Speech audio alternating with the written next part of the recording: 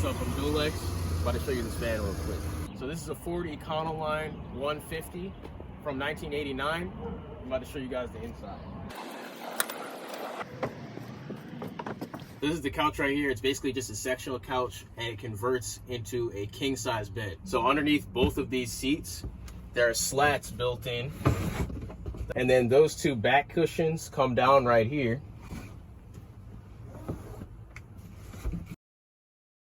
And then we've got a king size mattress right here. We've got these overhead cabinets that have the same gas strut as the stove top over here. All of the windows actually have this little bug screen in there. And then they also have this sliding feature so you can open and close that whenever you want to. Get a good cross breeze between opening these and turning on the fan. Underneath the seat of this couch, we actually have these 4 vents, and these are controlled at the front of the vehicle, and they are heating and cooling. So you can actually turn on the AC from the vehicle itself, and it'll be cooling back here. Or if it's cold, obviously you can do the opposite. You can turn on the heat, and then it'll be coming out back here and warming the space back here. We've also got these storage space drawers that are full of tools right now that are underneath the bed. We have 2 right here, and then 1 on this side, and then a smaller space over here. More storage space behind this that you can get to from the trunk, but we'll get there in a minute. And then back to the window, we actually have these covers made out of Reflectix. So basically these are just rolled up and they have these Velcro straps. But once you undo the Velcro straps, then this rolls down and you just tuck it under the seat over here. And then from the outside of the van, all you can see is just a black window. And then to bring this back up, all you gotta do is roll it back up and then take these straps around and hook it onto the Velcro on the other side. And then there you go, you got your windows back. So up here in this cabinet, I decided to use this mini projector, and then at night, you can pull this curtain out, and this curtain is not only a blackout curtain so that you won't be able to see light on the other side, but it also doubles as a projector screen. This projector also works not only on this screen, but also on the back wall and then the ceiling as well. So that's why I decided to paint everything white, was just basically because you can use this wherever you want rather than having a big TV like in the last van that I built. So up front over here, I installed the front seat on a swivel. So there's a lever underneath here, and when you pull it, you can rotate the seat 180 degrees to the back. Move the seat belt out of the way. And then you got an extra seat right here, in addition to the couch back there. The couch seats 4 people. So this is the kitchen area right here. First thing we got is these 3 drawers right here. These are held in with magnets, and they are slow close slides. Right now I just got a bunch of tools and stuff in there because I just finished building this thing. Up here we got additional storage. So down here we've got the refrigerator. This is a 1.6 cubic foot dorm fridge. This thing gets really cold, stays really cold, and doesn't really use up that much electricity. And then up top, we got this countertop that I made from 2x10s that I got at Home Depot. And then all I did was stain them dark brown, and then I used polyurethane to get this shiny glossy top. Inside the countertop, I wanted to have a hidden stove because I didn't really want it to just be taking up space on the countertop itself. This is just on a piano hinge, and then I have a gas strut right here to hold it up. So this gas stove actually has an electric start.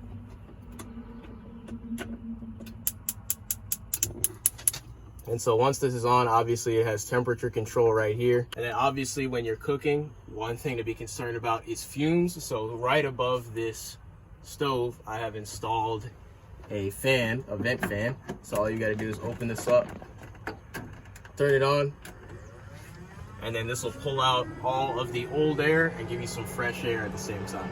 One more thing about this counter is that because I used a couple coats of polyurethane on this, it's completely waterproof, so that, you know, while you're cooking or anything like that, you'll be able to just clean it and wipe it right off. Same thing with this backsplash right here. This is a peel and stick stone backsplash, but it's also coated with like a plastic coating so that you can clean it. Then on the opposite side over here, we've got some additional counter space, but then when you don't need that additional counter space, you can remove this, and this doubles as a cutting board.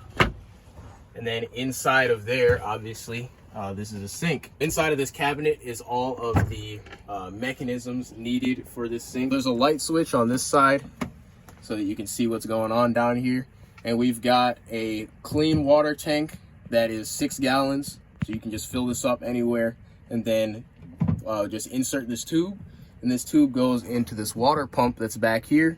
Then the water pump comes into this hose, which goes into the faucet up top.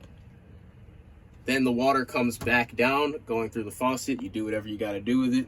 Then it goes down into this tube, which falls into this gray water tank, which is also 6 gallons. So as long as you fill this one up at the same time you empty this one, it's impossible to overflow because there's the same amount of water in there. This cabinet is held on with magnets, so you can't actually pull it off unless you're trying to, so that way it won't fly around while you're driving. So on the right side, we got this switch. You hit this, it turns on the water pump, and then this faucet gets to move and has different modes.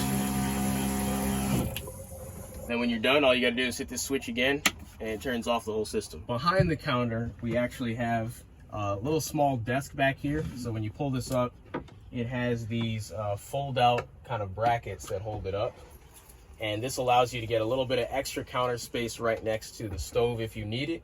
And it also doubles as a desk for while you're sitting in this area. Obviously, you'll have a desk right here, about the size of a laptop, and I designed it like that on purpose. And then on this side, this also has wireless charging built in. So if you have your phone, you can just throw your phone on this side, and then it shows that it is charging, and you can be doing whatever else you want on the rest of the table. And if this is not enough desk space for you, because I know it is a little bit small, I also made this.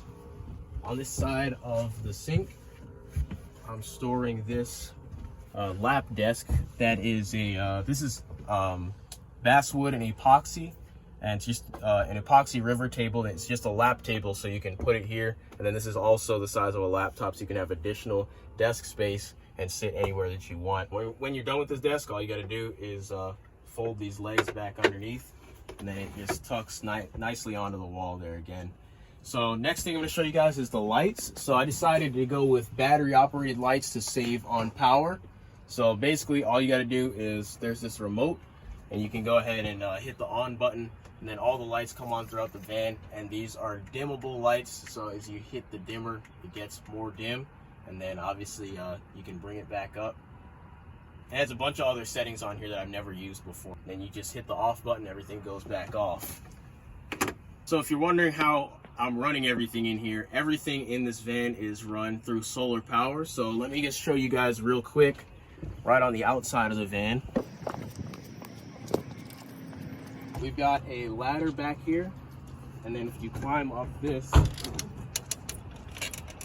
I've got 2 100-watt solar panels. Up front, you've already seen the vent fan. That's also run off of solar power. And then I also have these solar security cameras out here, so you'll be able to see both sides of the van from the inside.